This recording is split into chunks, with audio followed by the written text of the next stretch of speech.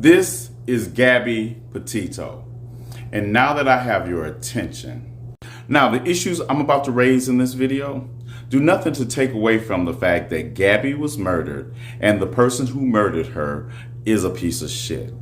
But there is a serious lack of meaningful government data on missing murdered Indigenous women and girls in this country. You understand there is no question that missing Black and Indigenous people do not get the same attention as missing white women in this country.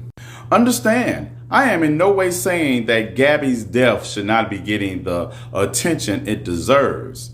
But when the Center for Disease Control reports that murder is the third leading cause of death among American Indian and Alaskan Native women, then they should be getting the same attention as Gabby's death. Now let this sink in. Only 116 of the 5,712 cases of murdered or missing Native women were even logged into the Department of Justice's nationwide database. Understand what that means. It means that people of color, particularly Black and Indigenous women, get disproportionately less media coverage than white women who are reported missing. The FBI National Crime Information Center reported that in 2020, of all missing persons in the United States, 33.6% were Black women and only 13.4% of the U.S. population is Black. There's more.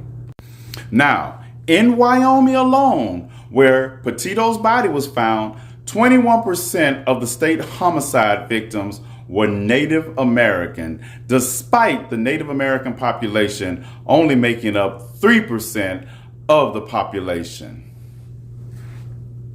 But how many of those names do you know by heart now? Now, the case of Gabby Petito has garnered national attention for weeks. But why is the fact that 7 Black women have been shot in St. Louis over the last 7 days, 2 of them killed, and yet no national attention? Plus, the St. Louis Police Department and the St. Louis Metropolitan Police Department have held a press conference stating that 3 of the recent shooting deaths are linked, but yet still no national coverage. Let that sink in.